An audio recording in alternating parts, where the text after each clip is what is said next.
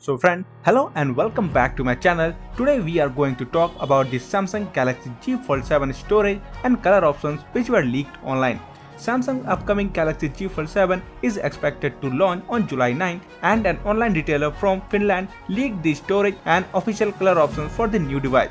Like its predecessor, Galaxy Z Fold7 is getting 3 storage streams, and those are 256GB, 512GB and 1TB. The 256GB and 512GB versions will be available in jet black, silver shadow and blue shadow colors. The top tier 1TB model will be offered in jet black and blue shadow.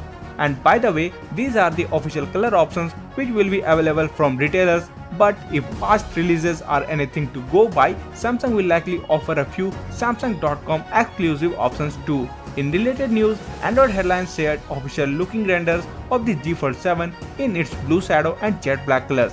The new render shows the device's slim profile, which is rumored to measure between 3.9mm and 4.5mm when unfolded, and Z Fold7 is also expected to weigh 215 grams. So that's for today in this video. Thank you for watching, and for more videos like this, please subscribe to the channel and press the bell icon.